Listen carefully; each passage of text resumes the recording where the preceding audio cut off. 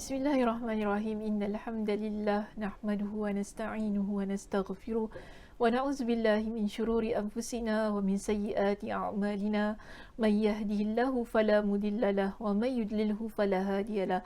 Wa asyhadu an la ilaha illallah wahdahu la syarika lah wa asyhadu anna Muhammadan 'abduhu wa rasuluh. Amma ba'd. Rabbi shrah li sadri wa yassir li amri wa hlul 'uqdatam min lisani yafqahu qawli. Rabbi zidni ilma warzuqni fahma. Allahumma inna nas'aluka ilman nafi'a wa rizqan tayyiba wa amalan mutaqabbala. Assalamualaikum warahmatullahi wabarakatuh. Apa khabar jemaah semuanya di Masjid Yusof Ishak pada hari ini? Saya harap semua dalam keadaan yang sihat sejahtera hendaknya. Dan bagaimana kita hari ini sudah bersedia untuk mengikuti kajian kita berkenaan dengan kitab Fathul Bari. Dan hari ini kita akan masuk kepada bab kita yang baru. Kan? Sebab minggu lepas kita dah selesai bincangkan bab kita yang ke-41. Dan hari ini kita akan masuk kepada perbincangan kita di bab yang ke-42. Okey. Baik, hadis kita yang berada di bab yang ke-42 bertajuk, iaitu bab 42 kita ya hari ini, dia bertajuk menghafal ilmu. Ya, menghafal ilmu. Kita berada di halaman 359. Ya, kita berada di halaman 359. Sebagaimana biasanya, jika sekiranya ada di kalangan kita yang berbeza muka suratnya atau halamannya, sila cari hadis kita di bab yang ke-42. Bertajuk menghafal ilmu. Okey? Bertajuk menghafal ilmu. Jadi mudah-mudahan jumpalah ya jika sekiranya muka suratnya berbeza dengan muka surat yang ada di kitab Ustazah. Baik, jadi hari ini kita akan mula pada muka surat 359 untuk membincangkan hadis kita bernombor 118. Ya, hadis kita bernombor 118. Saya nak beritahu terlebih dahulu di sini, dalam bab ini kita ada 3 hadis. 3 hadis. Tetapi untuk perbincangan bab ini saya rasa berpada sahaja. Kita bincangkan hadis kita bernombor 118. Maknanya di sini Ustazah tidak masuk dah untuk hadis 119 dan 120. Jadi maknanya nak stop perbincangannya bagi bab ini untuk hadis 118 sahaja. Kerana sama, tidak ada perbezaannya, sama intipatinya. Maksudnya apa yang ingin disampaikan adalah sama berkenaan dengan menghafal ilmu yang kita pelajari. Baik, apakah yang dibincangkan dalam hadis kita bernombor 118 ini? Baik, kita lihat begini jemaah. Okey, siapa yang ada kitabnya boleh rujuk, siapa yang tidak ada kitabnya bolehlah sila untuk lihat nota yang saya sediakan di skrin kita pada hari ini. Baik, hadis ini kisah penceritaannya adalah daripada Abu Hurairah. Okey. An Abi Hurairah qala innan nasa yaqulun akthara Abu Hurairah walaula ayatani fi kitabillahi ma haddathtu hadithan thumma yatlu innal ladhina yaktumuna ma anzalna minal bayyinati wal huda ila qawlihi ar-rahim. Inna ikhwanana minal muhajirina kana yashghaluhumus safqu bil aswaqi wa inna ikhwanana minal ansari kana yashghaluhumul amalu fi amwalihim wa inna Aba Hurairah kana yalzamu Rasulullah sallallahu alaihi wasallam bishiba'i batnihi wa yahduru ma la yahdurun wa yahfazu ma la yahfazun. Okey, boleh di situ bacaan bahasa Arabnya? Apa maksudnya di sana? Entah Ustazah, tak baca terjemahan, tak faham. Okey, jom kita baca terjemahan kita di sini. Baik, terjemahan kita sama ya sebagaimana yang ada dalam kitab. Mungkin ada sedikit yang saya terjemahkan di sini ikut kepada kefahaman saya juga, berbeza-beza sedikit lah dengan apa yang ada di kitab. Baik, hadis ini diceritakan oleh Abu Hurairah radhiyallahu anhu, yang mana beliau berkata, Sesungguhnya orang-orang mengatakan, itu orang ramai lah ya, mengatakan Abu Hurairah paling banyak menyampaikan hadis dari Rasulullah sallallahu alaihi wasallam. Jadi Abu Hurairah dengar ada orang yang berkata Abu Hurairah ni paling banyak sampaikan hadis Nabi. Jadi apa kata Abu Hurairah di sini? Dia kata, jika bukan kerana 2 ayat dalam kitabullah, aku tidak akan menyampaikan satu hadis pun. Jadi ketika dia sampaikan hadis ini ya, dia pun baca surah Al-Baqarah ayat 159 hingga 160. Itu tadi apa ayatnya? Innal ladzina yaktumuna ma anzalna minal bayyinati wal huda.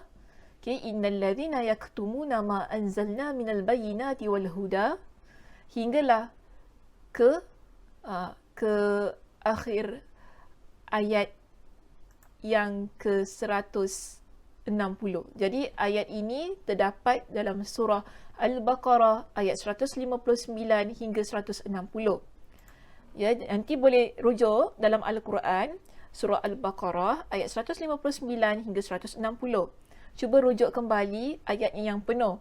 Kerana di situ kita nyatakan sebahagiannya sahaja, awal dan akhir ayatnya. Jadi tanggungjawab kita lah ya, untuk buka Al-Quran dan lihat ayat yang dibaca oleh Abu Hurairah itu tadi, sebagai kita panggil yang menguatkan apa yang beliau lakukan, iaitu menyampaikan hadis Nabi sallallahu alaihi wasallam.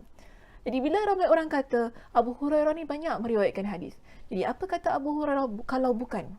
Ya, kalau bukan kerana 2 ayat ini. Ayat apa? Surah Al-Baqarah ayat 159 hingga 160, berkaitan dengan larangan menyembunyikan ilmu yang Allah firmankan dalam Al-Quranul Karim. Jadi dia beramal dengan ayat Al-Quran ini. Atas dasar itu, dia pun menyampaikan hadis Nabi SAW yang beliau ada kepada orang lain. Okey, baik. Seterusnya kita lihat. Dia pun kata, dalam penceritaan ini dia kata gini, sesungguhnya saudara-saudara kita dari kalangan muhajirin, mereka disibukkan dengan perdagangan. Perdagangan ni ialah kita panggil perniagaan lah ya, okey, dengan perniagaan di pasar-pasar. Dan saudara-saudara kita dari kalangan Ansar pula, mereka disibukkan dengan pekerjaan mereka dalam mengurus harta mereka. Ya, dalam mengurus harta mereka. Jadi dia kata gini, sementara Abu Hurairah, iaitu diri dia lah, okey, selalu menyertai, maknanya dia sentiasa bersama dengan Nabi SAW agar sekadar perutnya kenyang. Agar sekadar perutnya kenyang. Jadi dia pun kata begini, dia, maknanya dia balik ya, maksudnya dia sedang membicarakan tentang diri dia, iaitu Abu Hurairah selalu hadir saat orang lain tidak boleh hadir, dan dia dapat menghafal saat orang lain tidak dapat menghafal. Jadi ini keistimewaan yang ada pada diri beliau, yang mana beliau sentiasa bersama dengan Nabi SAW, iaitu menyertai baginda. Okey, dan kita dapati ketika beliau menyertai Nabi SAW, dia berpeluang untuk hadir dalam majlis Nabi yang mana orang lain tak dapat hadir.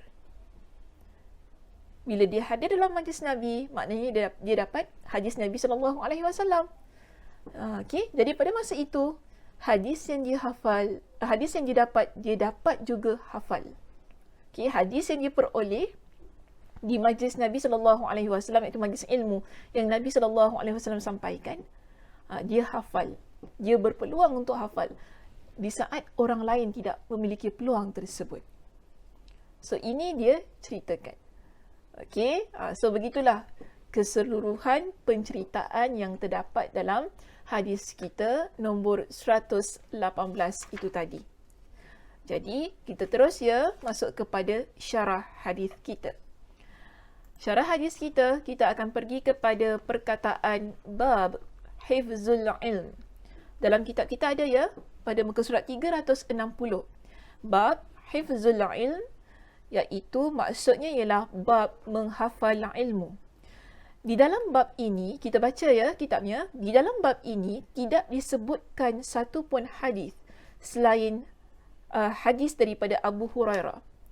Sebab begini jemaah, kalau kita rujuk pada hadis yang bernombor 119 dan juga 120 yang terdapat dalam bab 42 ini yang tadi dari awalnya saya kata saya tak akan bacalah, maksud saya tak sentuhlah nanti hadis 119 dan 120. Ketiga-tiga hadis, iaitu daripada hadis 118, 119, 120, ketiga-tiganya yang terkandung dalam bab 42 kita ini, ketiga-tiganya adalah daripada Abu Hurairah. Okey, ketiga-tiganya adalah daripada Abu Hurairah. Jadi, disebutkan begitu kenapa Sebab Abu Hurairah adalah sahabat yang paling hafal tentang hadis Nabi. Dan jangan lupa, tajuk bab kita apa? Berkenaan dengan menghafal ilmu. Jadi mengapa Imam Al-Bukhari meletakkan ketiga-tiga hadis itu tadi daripada Abu Hurairah? Kerana beliau adalah di kalangan sahabat Nabi SAW yang paling hafal tentang hadis Nabi SAW.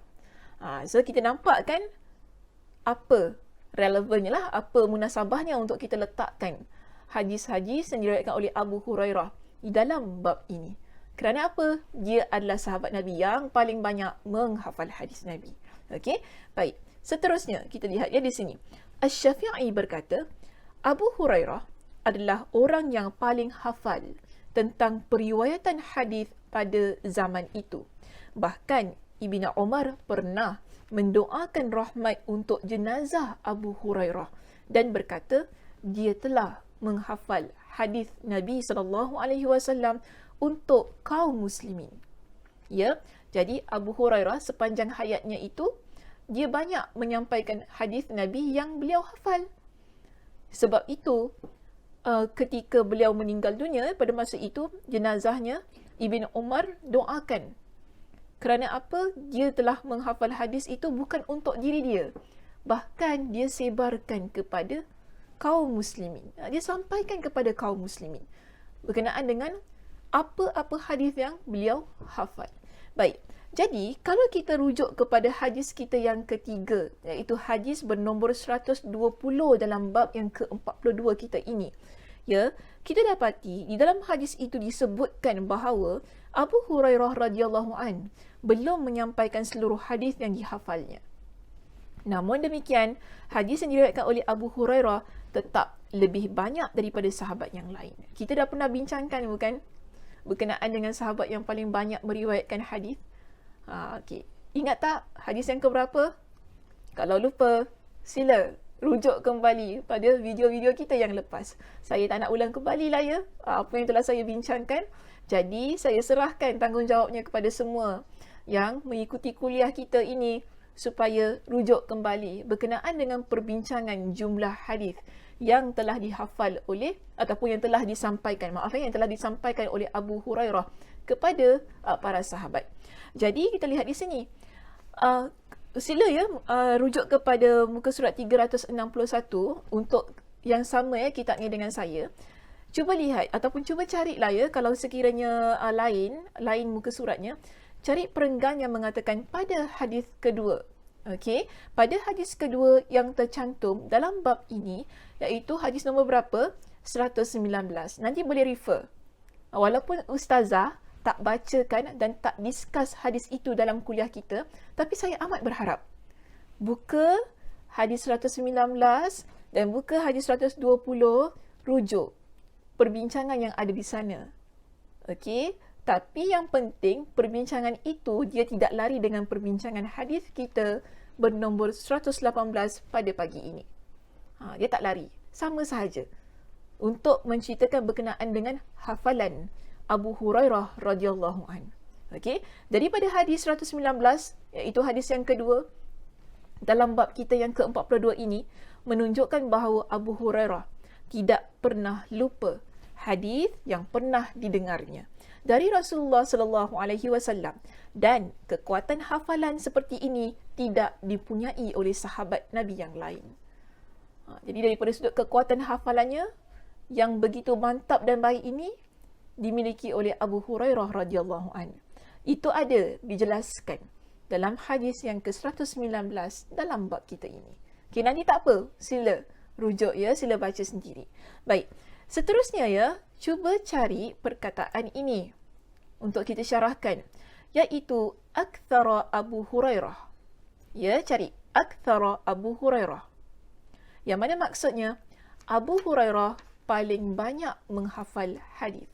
Ya, Abu Hurairah paling banyak menghafal hadis. Jadi maksudnya juga Abu Hurairah banyak menyampaikan hadis dari Rasulullah sallallahu alaihi wasallam. Okey, jadi itu saya nak kata ginilah, Abu Hurairah memang terkenal dengan sahabat, dengan satu title lah yang diberikan kepada beliau, sahabat yang paling banyak menyampaikan hadis dari Rasulullah sallallahu alaihi wasallam. Dan kalau kita rujuk ya di sini, cuba cari demikian pula masih lagi dalam perenggan yang sama pada perkataan akthara Abu Hurairah. Ya, cuba cari line ini ya, demikian pula yang tercantum dalam kitab Al-Muzara'ah melalui jalur Ibrahim ibn Sa'ad dari Az-Zuhri. Maknanya ada sanad yang lain yang dimuatkan di mana dalam kitab Al-Muzara'ah. Okey, yang mana di situ ada terdapat tambahan lafaz, iaitu mereka menanyakan mengapa orang Muhajirin dan Ansar tidak pernah menyampaikan hadis sebanyak Abu Hurairah. Maksudnya di sini tidak pernah tu bukan tak pernah langsung. Pernah tu pernah, tapi tak sebanyak. Ya, tak sebanyak Abu Hurairah. Jadi, dari riwayat tersebut jelaslah alasan mengapa Abu Hurairah menyebutkan orang-orang Muhajirin dan Ansar di dalam riwayatnya ini. Tadi kan, kalau ingat kembali apa yang saya baca berkenaan dengan hadis kita yang ke-118, takkan lupa ya, sebab baru saja baca tu. Mudah-mudahan tak lupa ya, ingat lagi ya yang tadi kita baca. Abu Hurairah dia cerita bukan berkenaan dengan keadaan siapa? Keadaan Muhajirin dan Ansar, yang mana dia kata apa? Muhajirin, di kalangan Muhajirin, iaitu saudara-saudaranya di kalangan Muhajirin, mereka sibuk dengan perniagaan mereka di pasar. Kemudian dia kata apa? Berkenaan dengan saudara-saudaranya yang Ansar pula, mereka sibuk menguruskan harta mereka yang mereka miliki. Jadi di sini, sebab itu mengapa kalau kita rujuk pada hadis yang ke-118, tiba-tiba je Abu Hurairah tu dia ceritakan berkenaan dengan situasi ataupun keadaan yang berlaku pada golongan Muhajirin dan Ansar. Jadi dia ceritakan kenapa. So, asalnya kenapa dia ceritakan di situ ialah kerana ada pertanyaan. Di mana kita dapat pertanyaan itu? Terdapat dalam kitab lain. Sekarang kita belajar kitab apa? Kitab Al-Ilm. Jangan lupa ya. Sekarang ini kita belajar, tak nampak pula. Kitab Al-Ilm. Mana? Ustazah. Ni. Kita belajar kitab Al-Ilm. Sekejap ya. Kita belajar sekarang kitab ilmu. Hadis yang menunjukkan ada soalan daripada orang ramai berkenaan dengan kenapa Muhajirin dan Ansar ni mereka tak riwayatkan hadis sebanyak Abu Hurairah. Jadi, dalam hadis kita di sini, kitab Al-Ilm menyebutkan penjelasan daripada Abu Hurairah. Sebab tu, kan dalam hadis ini, dia pun sebutkan, dia cerita berkenaan dengan orang Ansar, orang Muhajirin yang mereka ada komitmen mereka yang tersendiri. Bahkan kita dapati dalam hadis ini dia pun menyebutkan tentang keadaan diri dia. Maknanya bagi dia tak sama situasi dia dan situasi Muhajirin dan Ansar yang tak banyak menyampaikan hadis sebagaimana dia. Beza situasinya. Jadi ya di sini maka jelas dan hikmah mengapa Abu Hurairah radhiyallahu an menggunakan konteks orang ketiga daripada orang pertama. Sebab dia mengatakan Abu Hurairah banyak menyampaikan hadis dan dia tidak mengatakan aku banyak menyampaikan hadis. Kerana apa? Dia nak jawab soalan. Dia nak jawab soalan tu tadi. Sebab orang tanya kenapa Abu Hurairah ni tak banyak meriwayatkan, kenapa Abu Hurairah? Kenapa tersilap ya saya terbalik. Kenapa Muhajirin dan Ansar tidak pernah menyampaikan hadis sebanyak Abu Hurairah? Jadi bila dia jawab, dia gunakan nama dia balik. Okey, Abu Hurairah gini. Kalau Muhajirin dan Ansar gini. Okey, fahamlah ya maksud saya gini tu tadi kan. Baik, seterusnya kita pergi kepada perkataan yang berikutnya. Perkataan yang berikutnya di sini, kita ada perkataan apa? Walau la ayatain. Ya, walau la ayatain. Perkataan itu, kalaulah bukan kerana 2 ayat. 2 ayat yang mana tadi? Yang kita baca tadi. Yang mana? Surah Al-Baqarah ayat yang keberapa? 159 hingga 160. Yang tadi kan saya minta supaya rujuk dalam Al-Quran. Terjemahan masing-masing. Okey, nanti rujuk. Buatlah homework sikit ya. Jangan belajar dengar je saya cakap. Kan lepas tu catat. Dah tu lepas kuliah tutup. Tak payahlah nak rujuk-rujuk balik. Jangan gitu. Kan maknanya ada usahanya. Sila buka Al-Quran nanti ya. Lepas kuliahnya ataupun sekarang pun boleh saja. Tak ada masalah. Sila rujuk pada surah Al-Baqarah ayat 159 hingga 160. Yang dibaca oleh Abu Hurairah. Bagi menjelaskan kepada mereka yang bertanya itu tadi. Kenapa dia banyak meriwayatkan hadis ataupun menyampaikan hadis Nabi kepada orang ramai. Jadi di sini, okey, cuba cari perkataan maknanya. Masih lagi ya pada perkataan ini, iaitu walaula ayatani. Okey, walaula ayatani. Iaitu maknanya, maksud dia berkenaan dengan 2 ayat yang dia baca itu tadi kan. Imam Ibn Hajar Al-Asqalani, beliau jelaskan kepada kita begini. Maknanya ayat itu tadi, seandainya Allah tidak mencela orang yang menyembunyikan ilmu, tentunya aku tidak akan menyampaikan satu hadis pun. Jadi sekarang dalam ayat itu ada celaan, ada ancaman yang Allah sebutkan berkenaan dengan mereka yang menyembunyikan ilmu. Jadi Abu Hurairah kan, saya banyak kali dalam kuliah saya kata apa, di kalangan sahabat ini keimanan mereka tak dapat nak dibandingkan dengan keimanan kita.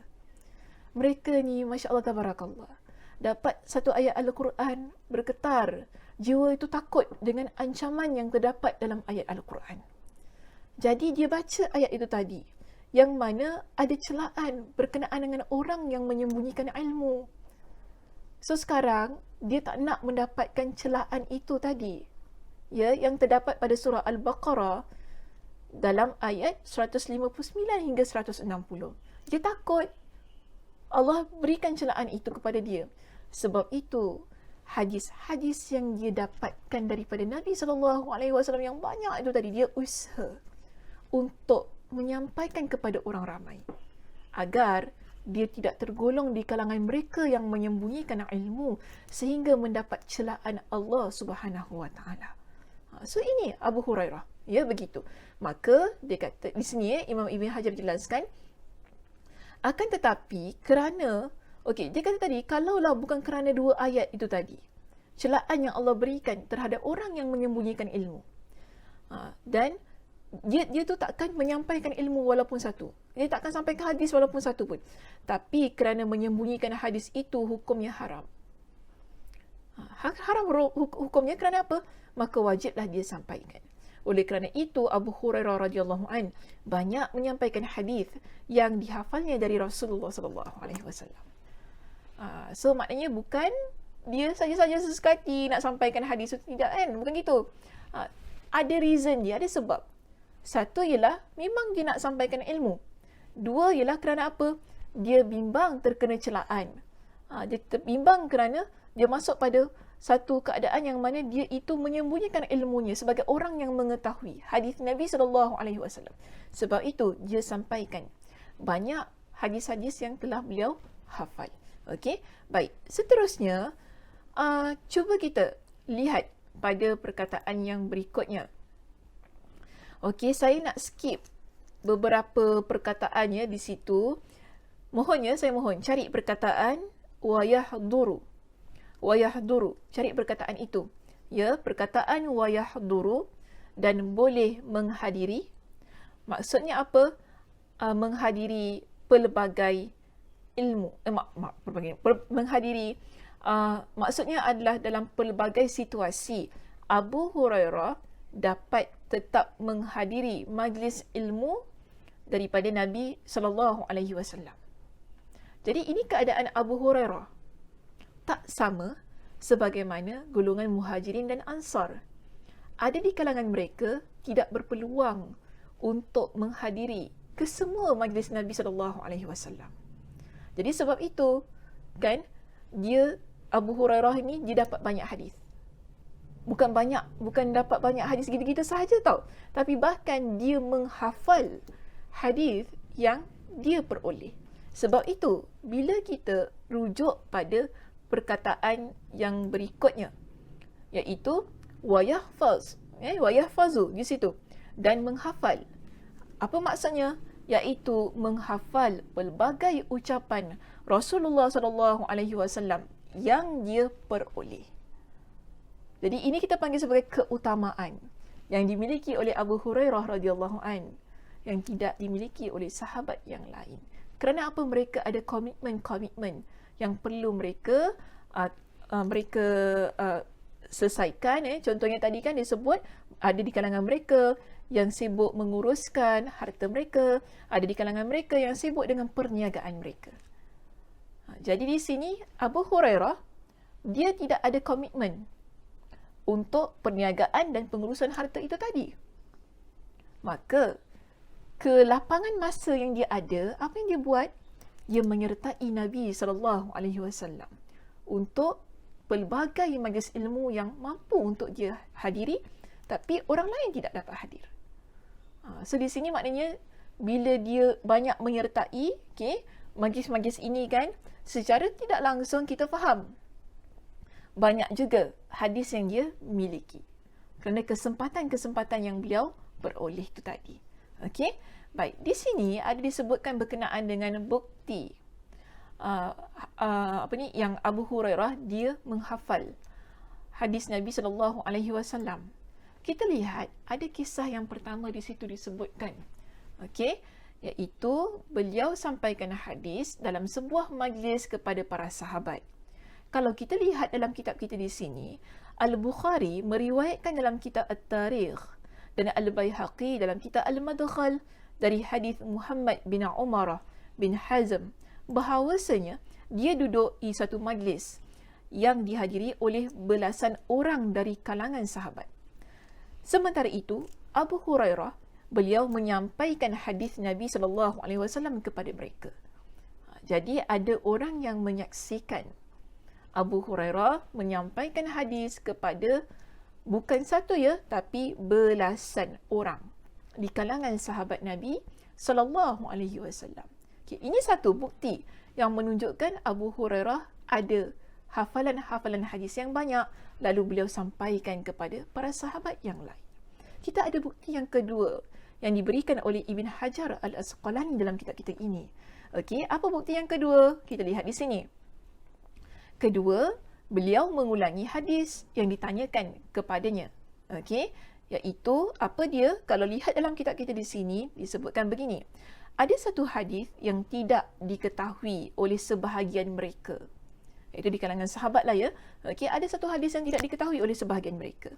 Lantas mereka menanyakannya kepada Abu Hurairah dan dia pun mengulangi hadis tersebut sehingga mereka pun mengetahuinya. Jadi ada di kalangan para sahabat yang tidak tahu satu hadis. Lalu mereka tanya kepada Abu Hurairah. Dan Abu Hurairah pun sampaikan hadis itu kepada mereka. Dia ulang hadis itu kepada mereka sehingga mereka pun jadi orang yang mengetahui berkenaan dengan hadis tersebut. Dan selanjutnya Abu Hurairah menyampaikan hadis yang lain. Dan hal itu terjadi beberapa kali. Maknanya bukan pada satu peristiwa, tapi ada banyak kali hal itu berlaku yang mana mereka ini bertanyakan kepada Abu Hurairah berkenaan dengan hadis yang tidak mereka ketahui, lalu Abu Hurairah pun sampaikan kepada mereka. Okey, baik. Maka sejak itu dia kata, aku tahu bahawa Abu Hurairah adalah orang yang paling kuat hafalannya. Sebab dia spontan. Orang tanya, terus dia dapat sampaikan. Dia tak macam kita. Kan kalau kita orang tanya, kejap saya balik rumah, saya baca dulu kitab saya. Saya tak ingat lah kat mana hadis tu kan. Kita macam gitu. Tapi Abu Hurairah tidak. Ya, Abu Hurairah tidak. Dia orang tanya terus. Dia dapat ingat, lalu dia sampaikan kepada orang yang bertanya. Dan itu berlaku banyak kali dalam beberapa peristiwa, bukan sekali sahaja. Jadi daripada peristiwa itu, diakui bahawa hafalan Abu Hurairah adalah kuat. Paling kuat hafalannya. Baik, kemudian kita ada keadaan yang ketiga. Kalau kita rujuk ya dalam slide kita di sini, iaitu pengakuan dari Ibn Umar radhiyallahu an. Dalam kitab kita disebutkan begini. Ada riwayat Ahmad dan juga Imam At-Tirmidzi dari Ibn Umar radhiyallahu an. Dia berkata kepada Abu Hurairah, dahulu engkau adalah orang yang paling sering mengikuti Rasulullah sallallahu alaihi wasallam dan yang paling hafal hadis beliau. Di sini kita tak kata itu soalan. Ya, itu bukan soalan, tetapi ia adalah satu bentuk pengakuan yang diberikan oleh Ibn Umar tentang kesempatan, peluang, kan, ataupun keistimewaan yang dimiliki oleh Abu Hurairah radhiyallahu an. Yang mana Ibn Umar kata apa di sini? Beliau adalah orang yang paling sering mengikuti Nabi sallallahu alaihi wasallam dan dia adalah orang yang paling menghafal hadis Nabi sallallahu alaihi wasallam. Jadi, menerusi ketiga-tiga situasi itu tadi kan, kita dapati tidak boleh untuk kita nafikan bahawa Abu Hurairah adalah orang yang menghafal ilmunya. Okey? Orang yang menghafal ilmunya. Bertepatan tak dengan topik kita untuk bab yang ke-42 ini? Bertepatan. Sebab bab kita bincang tentang apa? Menghafal ilmu. Jadi kita berikan contoh tentang seorang sahabat Nabi yang merupakan pelajar kepada Nabi sallallahu alaihi wasallam, yang bagaimana keadaannya? Dia menghafal ilmu, iaitu menghafal hadis-hadis Nabi sallallahu alaihi wasallam yang beliau peroleh. Okey? Baik. Seterusnya kita lihat di sini. Apakah pengajaran yang boleh kita dapatkan daripada hadis kita yang ke-118? Ada 4 pengajaran yang ingin saya sebutkan yang boleh kita ambil daripada hadis kita yang ke-118 ini. Ya, pengajarannya apa yang pertama? Iaitu dorongan menghafal ilmu. Ya, pertama dorongan menghafal ilmu. Daripada apa yang terdapat dalam hadis ini, iaitu yang kita baca tadi kan berkenaan dengan Abu Hurairah.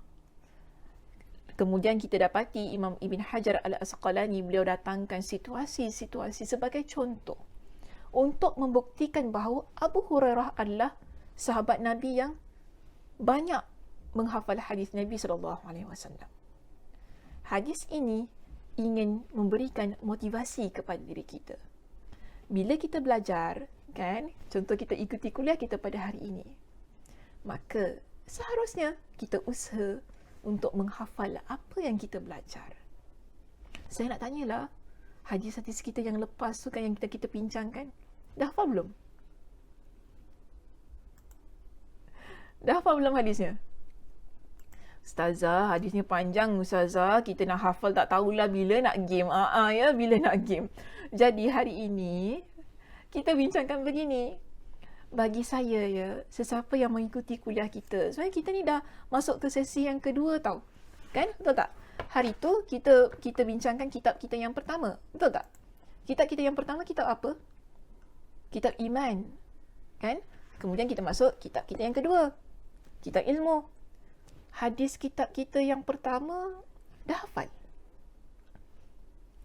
Kalaulah saya suruh hafal, agaknya tak ada orang nak ikuti kuliah saya kan pada masa tu kan, betul tak? Dahsyatnya Dr. Sakinah tahulah dia doktor. Suruh kita hafal hadis engkau banyak pula tu. Tak sanggup aku. Begitulah keadaannya kita kan. Sekarang ni kita dah masuk pada kitab kita yang kedua, kan? Okey, kitab kita yang kedua ini bagi saya ginilah. kalau tak semua, sekurang-kurangnya ada 1, 2, 3, 5 pun lah kata, kita dah hafal hadisnya. Ya, usahakan. Usahakan. Sekurang-kurangnya. 5 lah, letak 5. Kan? 5 hadis yang kita dah hafal dalam kitab ilmu kita ini. Kitab ilmu. Untuk jilid yang kedua. Jilid yang pertama mungkin boleh ambil 10 sebab tebal kitab tu. Okey, tebal kitabnya. Mungkin boleh ambil 10 hadis. Tak apa, saya azam. Saya nak hafal 10 hadis yang ada dalam kitab iman. Jilid yang pertama. Sekarang saya belajar kitab ilmu. Jilid yang kedua ini, saya azam. Mungkin sekurang-kurangnya 5 lah letak. Target saya 5. Bagus begitu. Lebih-lebih lagi setelah kita bincangkan berkenaan dengan Abu Hurairah tu tadi kan. So, ia merupakan satu motivasi untuk diri kita menghafal ilmu tersebut. Kita berkata, Allah SWT, Abu Hurairah lain, kita lain, ya Allah, dia tu lain. Dia sahabat Nabi, kita bukan sahabat Nabi. Tapi kita umat Nabi SAW. Ya, kita umat baginda SAW. Kenapa kita hafal hadis? Kerana kita cinta kepada Nabi SAW. Sebab itu, buktikan kecintaan itu. Antaranya ialah bagaimana? Dengan usaha untuk kita menghafal hadis Nabi. Sekurang-kurangnya 1 lah. Okay? 2 pun tak apalah. Okay? 1, 2 tak apalah. Tapi, kalau tak ada usaha, itulah jadi masalahnya. So, sebab tu kita belajar bab 42 ni kan, untuk memberikan motivasi pada diri kita agar kita menghafal hadis Nabi SAW. Baik, kita masuk kepada pengajaran kita yang kedua. Ya, pengajaran kita yang kedua ialah mengurangkan perkara duniawi dia dapat menguatkan hafalan. Abu Hurairah bagaimana keadaannya? Dia tidak disibukkan dengan perniagaan dia. Okay, maknanya dia memang tidak ada perniagaan. Dia pun tak disibukkan dengan pengurusan harta dan sebagainya kan. Jadi, kalau kita ni nak kuatkan hafalan kita, senang begini, saya nak kata. Bagi saya, tak kisah kita sibuk dengan perniagaan sebab itu pekerjaan kita. Okay? Itu komitmen kita untuk memberi nafkah kepada keluarga. Cuma sebaiknya, sebolehnya, kalau kita dapat elakkan diri kita daripada terlibat kepada perkara-perkara yang melalaikan, itu baik. Kurangkan dengar muzik, kan? Kurangkan menonton televisyen, ya, kurangkanlah untuk hal-hal yang melalaikan lah. Supaya apa? Hafalan kita menjadi mantap. Okey, hafalan kita menjadi mantap. Baik, seterusnya pengajaran kita yang ketiga ya. Baik, keutamaan mencari nafkah bagi yang memiliki keluarga. Sebab tadi dalam hadisnya ada berkenaan dengan golongan Muhajirin dan Ansar yang mana mereka sibuk dengan pekerjaan-pekerjaan mereka. Itu komitmen-komitmen yang mereka miliki. Jadi di sini, jika kita ada keutamaan itu tadi, kita uruskan keutamaan tersebut. Kalau kita bekerja, kerjalah, kan? Bekerja. Letakkan komitmen kita pada hal itu. Tapi, jangan lupa, adakah di kalangan Muhajirin dan Ansar mereka meninggalkan majlis ilmu? Tidak. Mereka tak langsung tinggalkan. Cuma ada masa-masa yang mana mereka perlu letakkan komitmen mereka terlebih dahulu ya kepada pekerjaan cari nafkah tu tadi. Mereka tumpukan masa mereka untuk mencari nafkah. Tapi bila mereka ada kesempatan untuk ikuti majlis Nabi SAW, pasti mereka tidak akan melepaskan peluang. So kita, betul kita bekerja. Ya, kita ada komitmen kita untuk mencari nafkah. Dipersilakan. Saya pun tak halang. Ya, Nabi pun tak halang. Bahkan Nabi galakkan kita. Nabi suruh kita keluar bekerja. Tapi jangan sampai kita meninggalkan langsung pengajian-pengajian ilmu sehingga kita jadi orang yang mengabaikan ilmu-ilmu agama. Okey, baik. Seterusnya kita ada pengajaran kita yang terakhir dan yang keempat di sini. Okey, iaitu apa dia? Boleh menyebutkan keistimewaan diri jika perlu dan jika tidak menimbulkan rasa kagum pada diri. Ini sebagaimana yang disebutkan oleh Abu Hurairah itu tadi kan? Betul tak? Disebut apa tadi? Disebutkan tentang diri dia. Diri dia yang ada keistimewaan menyertai Nabi SAW. Yang mana dia kata, dia boleh menghafal, dia boleh hadir saat orang lain tidak hadir. Itu keistimewaan dia. Okay? Dia boleh menghafal saat orang lain tidak boleh menghafal. Dia sebutkan tentang keistimewaan dia. Jadi kita tak salah sebenarnya kadang-kadang kan kalau kita sebut tentang kelebihan ataupun keistimewaan yang kita ada.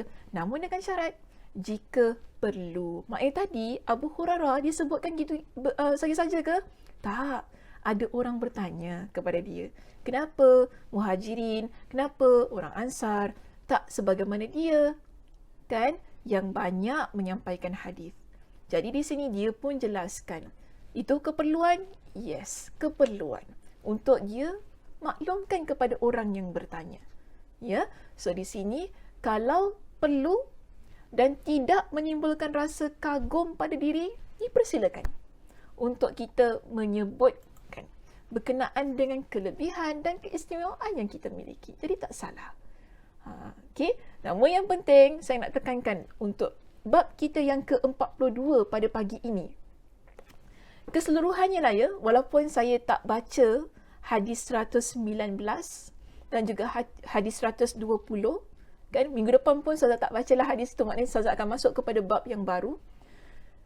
Yang pentingnya untuk keseluruhan bab kita yang ke-42 yang kita pegang dan kita bincang pada pagi ini ialah untuk memberikan motivasi kepada diri kita agar apa? Menghafal ilmu. Ya, supaya kita ni tak hanya belajar gitu sahaja, tetapi kita ada usaha. Usahanya apa? Hafal apa yang dah kita belajar, kan? Nota-nota yang dah kita catat. Mungkin kita, ada dua pendapat rupanya hari tu. Ustaz kata pendapat pertama gini, pendapat kedua gini, dalilnya gini, lepas tu dalilnya gitu. Kalau dah hafal gitu, Masya Allah, Tabarakallah. Saya rasa itu satu, kalau saya tahulah ada orang yang buat gitu, Masya Allah, saya rasa tenang. Lega kita ni. Bertahun-tahun kita mengajar. Ada juga yang jadi. Bukan jadi-jadian ya, tak. Tapi ada juga yang dengar dan mengamalkan ilmu itu sungguh-sungguh. Ya, usaha. Kalau kita belum mulakan, saya harap mudah-mudahan daripada hari ini kita mulakan dan kita usahakan untuk menghafal ilmu-ilmu yang telah kita pelajari. Okey, itu sahaja perbincangan kita untuk hari ini. Saya tutup kuliah kita pada hari ini dengan tasbih kafarah. Subhanakallahumma wa bihamdika asyhadu an la ilaha illa anta astaghfiruka wa atubu ilaik. Assalamualaikum warahmatullahi wabarakatuh.